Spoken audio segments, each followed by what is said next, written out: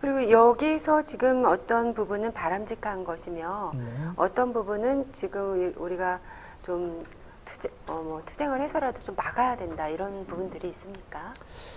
뭐 이제 제가 뭐 하나 여기서 이 신문에도 크게 났어요. 이제 네. 이거 한번 이제 기사 한번 잠깐만 보실까요? 뭐 이제 이 부분 이게 보면 네, 어떤 양성평등위 부처별 계획 발표에서 여군 네. 보직 제한 규정 폐지 이렇게 신문 기사가 이제 크게 났습니다. 네, 네. 이제 이 중에 한 부분이요. 국방부에서 이제 추진해야 될 부분인데 이번에 그 발표된 걸 보고 이제 이렇게 크게 보도가 됐는데 네.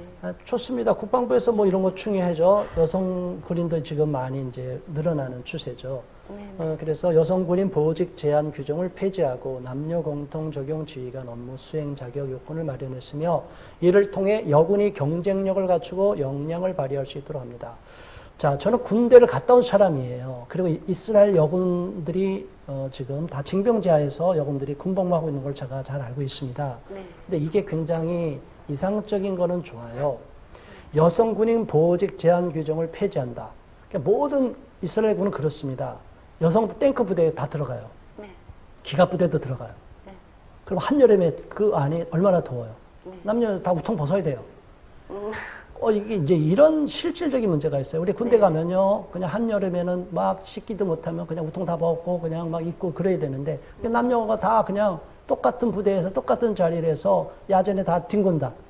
물론 그게 남녀 평등의 입장에서는 좋지만, 군대 군 기강 확립에 있어서 문란해지면, 이거 싸워보기 이제 우리끼리 다 그냥 살인 사건도 일어나고 군대에서 이래갖고 되겠냐고요. 물론 제가 외람됩니다. 저 혹시 오해하지 말고.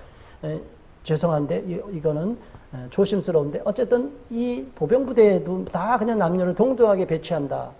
이제 보직 제한을 없애버린다. 그리고 기갑부대 아주 탱크부대까지 다 집어넣는다.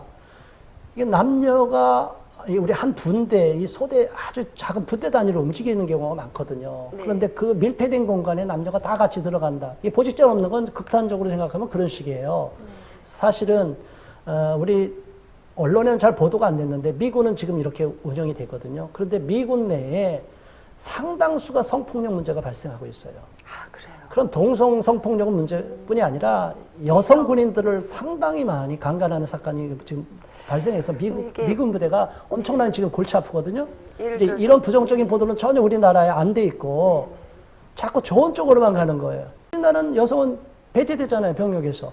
지금 여기서 말하는 여성들은 직업군인들을 말하는 거예요. 자기들이 직장 얻기 위해서 들어간 군인이에요. 근데 상당수의 남성들은 지금 직업군인 플러스 강제 징병된 일반 병들이 엄청 많아요. 이제 이런 부분을 우리 한국의 특수한 상황을 생각하지 않고 미국이나 이스라엘이나 이게 부정적인 사례는 전혀 생각하지 않고 무조건 이거를 뭐 양성평등이라는 개념으로 해가지고 여성들이 불이익을 당한다고 해서 그쪽으로 막 몰아가고 있는데 저는 이 보직 제한 규정을 무조건 폐지할 것이냐 이 부분은 굉장히 위험하다고 보고요. 네. 오히려 또 한 가지 말씀을 드리면 우리 사회자님께서는 네. 남성들이 21개월 지금 불이익을 당하고 있습니다. 예전에 36개월까지 했다가 계속 줄고 저는 한 30개월 때까지 이렇게 근무할 때 제대를 했어요. 네. 84년도에. 자, 그러면 남성들이 약 앞뒤 자르면 한 3년 동안 불이익을 당한단 말이에요. 네. 이제 이 부분을 여성가족부에서, 여성단체에서 항의해갖고 남성들의 준 가산점을 없애버렸어요. 물론 지나치게 많은 부분도 있을 수 있지만 가산점은 조정해서 존치해야 되는데 아예 없애버렸어요. 이건 양성평등에 위반되고 여성 침해다.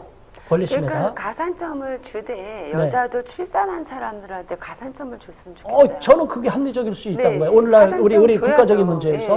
네. 여성들도 서비스를 했는데 어떻게 가산점을 안 줘? 양쪽 다 줘야지. 또 이런 문제는 물론 디테일하게 들어가면 여성으로서 자녀를 출산하고 싶어도 못 낳는 경우 그런 있어요. 사람도 우리가 인정해주면 되죠. 그렇죠. 노력을 했는데 못 낳는 것도 똑같이 출산해주게 그거는 되는 거고. 아닌 게 예를 들어서 신체적으로 좀 네. 안 좋아서 군대 못 가는 사람들은 네. 군대 가산점 안 받잖아요.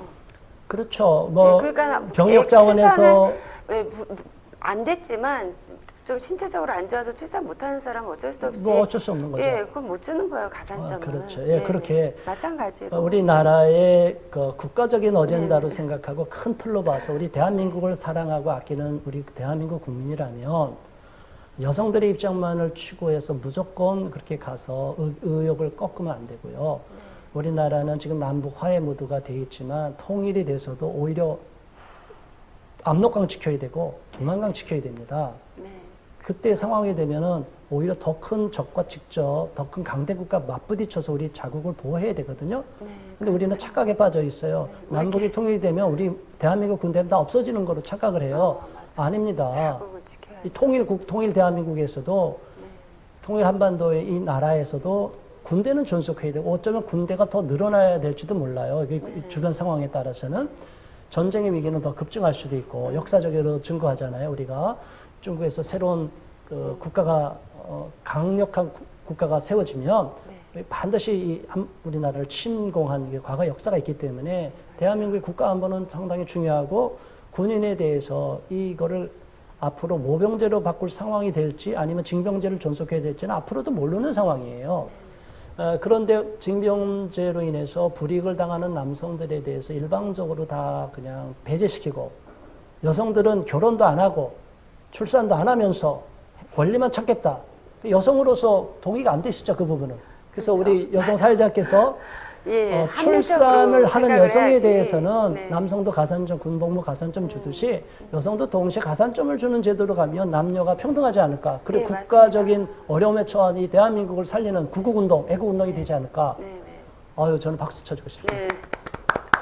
예, 맞습니다. 지금 출산도 안 그래도 되게 줄어들고 있는데 출산을 한 사람들한테 가산점을 또 주고 네. 또 뭐 심지어 나중에 가서 뭐 월급제를 뭐 도용을 한다든가 그런 발전적인 요소도 있을 수도 있고 네. 뭐 여러 가지가 있는데 무조건 그 남자 쪽 주지 마라라는 것보단 남자 쪽을 그렇게 해서 주면 네. 균형을 맞춰서 여자 쪽도 이거 이렇게 해서 이거를 함께 주고 이런 식으로 하는 게 그러면 더 낫지 않을까. 그러면 제가 한 가지 질문하겠습니다. 네. 그럼 여성 단체와 네. 여성 가족부에서 동의할까요, 안 할까요? 저는 합리적인 사람들이라면 할 것 같아요. 저는 네. 짐작하건대 다 반대할 것 같습니다. 왜냐하면 페미니즘 정책에서는 네. 기존의 양성 체제, 네. 가부장 체제 자체가 여성을 붕괴돼야 되니까. 박해하고 네. 억압하는 구조라고 저들은 그런 교육을 받아왔어요. 그런 프레임으로 지금 계속 공격하는 거예요. 네. 그러니까 이런 합리적인 의견이 여성 입에서 나왔음에도 불구하고 이 사람들은 친남성적인 여성이에요. 우리 사회자님은 그러면 저쪽에서는 오히려 수용이 안 되고 오히려 그러니까는 배제시키지 않을까 네, 싶습니다. 무슨 말인지는 이해가 가는데 저는 사실 친남성적인 사람은 아니에요. 네. 오히려 되게 여자 편인데 요즘에 여성 인권이 사실은 너무나 한쪽으로 편향되어 있다는 생각을 많이 하면서 네. 거기다가 편향되어 있으면서 뭔가 이렇게 잘 이루어져 가면 모르는데 그래 기다리면 저것도 정반합으로 해가지고 뭐 나중에 잘 되겠지 하면 모르는데 네. 너무 사회 파괴적으로 가니까 네. 조화와 균형을 찾는 여성 인권 네. 저는 그거를 많이 얘기를 하고 있어요. 네, 그래서 또 한 가지 제가 네. 말씀드리면 이제 이 문제가 국방부에 있지만 우리가 교육부 네. 지난번에 다뤄봤었는데요. 교육부에서도 이제 어떻게 이제 나오냐면 전임 교원과 신임 여성 교원 비율 등 양성평등 관련 주요 지표를 대학 정보 공시 항목으로 반영하여 대학이 자율적으로 여성 교원을 확대해 나가도록 독려합니다. 자, 초등학교 외에 뭐 중등부나 중고등 학교나 이제 대학교에서는 이제 남녀가 이제 좀 안 맞을 수 있죠. 네, 네. 근데 지금 이게 역전이 된 상황이 있어요. 어디요? 초등학교는 지금 여교사가 압도적으로 많잖아요. 자, 이 교사는 부분, 그렇죠. 예, 교사로 되고, 물론 이제 교직원까지도 이제 어떻게 될지는 이제 저 비율을 봐야 되지만, 네. 이런 부분을 우리가 양성평등 기준형은 양성평등이라는 건 뭐예요? 한쪽이 불균형이 되면은 균형으로 잡아주는 거죠. 네네. 이쪽이 불균형이 돼도 이쪽을 또 잡아줘야죠. 네, 네. 근데 안 해요. 밸런스를 이루어서. 예, 근데 초등학교는 아예 배제시켜버려요. 그러니까 대학 교원 막 나오잖아요. 대학의 자율적으로 여성 교원을 확대해 나가도록 독려한다. 대학 교원도 잘못된 거는 이렇게 확대해 나가는 거 좋다 그러면 저도 동의해요.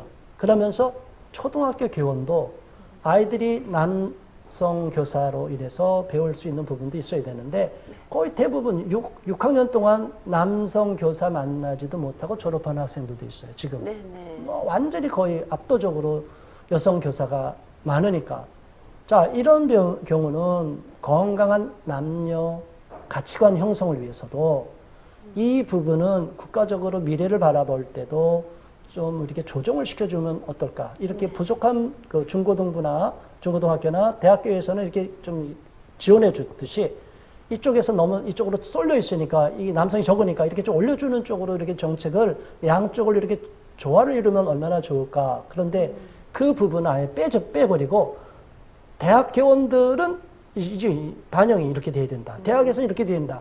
대학의 교원이 물론 여성이 작은 건 맞죠? 네. 근데 거기에는 여러 가지 복합적인 요인이 있을 수 있는데 그건 다 생략해버리고 어쨌든 그건 둘째치고 여성을 대학교에서는 적으니까 자꾸 강화시켜줘서 양성평등으로 가야 된다. 여성교원 더 확보도록 압력을 넣어야 된다. 교육부가.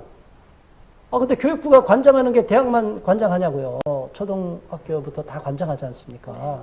그러니까 이런 부분에 대해서 여성단체나 여성가족부나 이런 모든 양성평등위원회 기본 정책 계획 속에 젠더 개념이 들어와 보니까 여성은 자꾸 피해받고 압박받는 구조, 그러니까 피해와 압박받고 불이익당하는 부분만 자꾸 확대시키는 거예요. 네네. 이게 과잉 일반화시켜버리는 거예요. 이게 일반화.